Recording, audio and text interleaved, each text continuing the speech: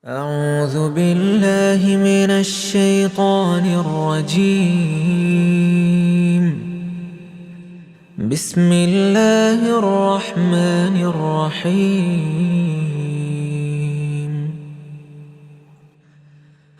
الرحمن علم القرآن خلق الإنسان علمه البيان.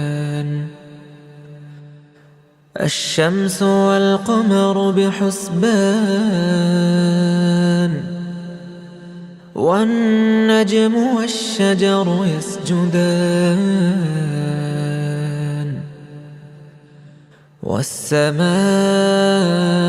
رفعها ووضع الميزان ألا تطغوا في الميزان وأقيموا الوزن بالقسط ولا تخسروا الميزان. والأرض وضعها للأنام فيها فاكهة والنخل ذات الأكمام والحب ذو العصف والريحان. فبأي آلاء ربكما تكذبان؟ خلق الإنسان من صلصال كالفخار وخلق الجان من مارج من نار. فبأي آلاء ربكما تكذبان؟ رب المشرقين ورب المغربين. فبأي آلاء ربكما تكذبان؟ مرج البحرين يلتقيان بينهما برزخ لا يبغيان. فبأي آلاء ربكما تكذبان؟ يخرج منهما اللؤلؤ والمرجان. فبأي آلاء ربكما تكذبان؟ وله الجوار المنشآت في البحر كالأعلام. فبأي آلاء ربكما تكذبان؟ كل من عليها فان ويبقى وجه ربك ذو الجلال والإكرام. فبأي آلاء ربكما تكذبان؟ يسأله من في السماوات والأرض كل يوم هو في شأن. فبأي آلاء ربكما تكذبان؟ سنفرغ لكم أيها الثقلان. فبأي آلاء ربكما تكذبان؟ يا معشر الجن والإنس إن استطعتم أن تنفذوا من أقطار السماوات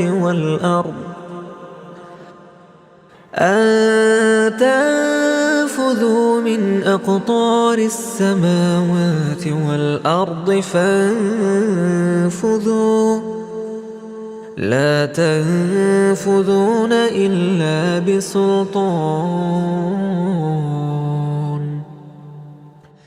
فبأي آلاء ربكما تكذبان يرسل عليكما شواظ من نار ونحاس فلا تنتصران فبأي آلاء ربكما تكذبان فإذا انشقت السماء فكانت وردة كالدهان فبأي آلاء ربكما تكذبان فيومئذ لا يسأل عن ذنبه إنس ولا جان فبأي آلاء ربكما تكذبان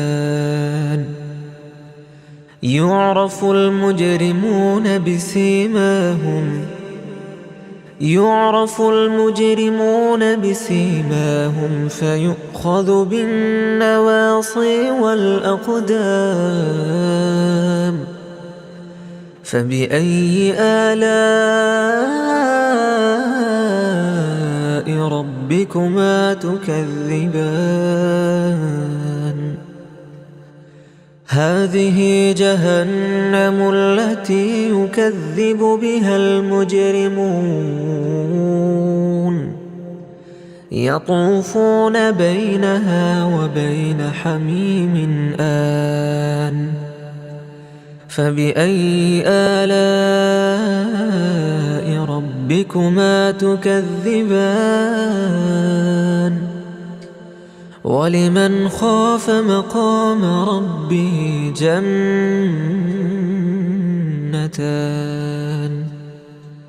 فبأي آلاء ربكما تكذبان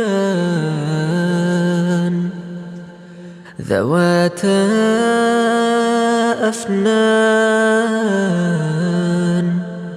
فبأي آلاء ربكما تكذبان فيهما عينان تجريان فبأي آلاء ربكما تكذبان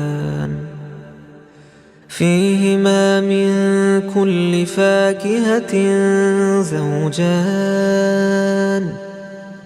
فبأي آلاء ربكما تكذبان متكئين على فرش بطائنها من استبرق وجنى الجنتين دان فبأي آلاء ربكما تكذبان فيهن قاصرات الطرف لم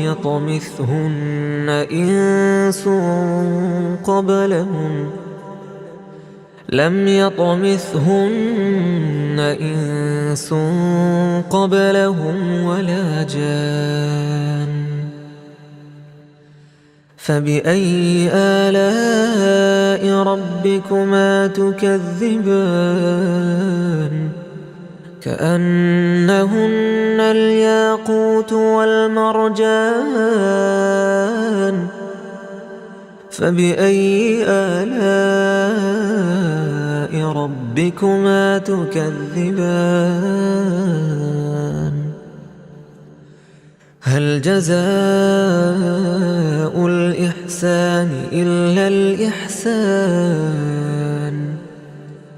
فبأي آلاء ربكما تكذبان ومن دونهما جنتان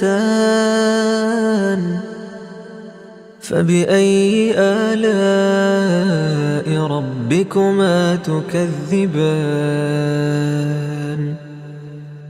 مدهامتان فبأي آلاء ربكما تكذبان فيهما عينان نضاختان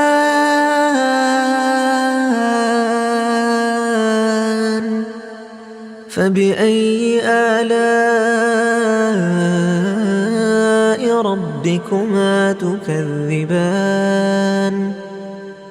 فيهما فاكهة ونخل ورمان فبأي آلاء ربكما تكذبان فيهن خيرات حسان فبأي آلاء ربكما تكذبان حور مقصورات في الخيام فبأي آلاء ربكما تكذبان لم يطمثهن إنس قبلهم ولا جان فبأي آلاء ربكما تكذبان متكئين على رفرف خضر وعبقري حسان فبأي آلاء ربكما تكذبان تبارك اسم ربك ذي الجلال والإكرام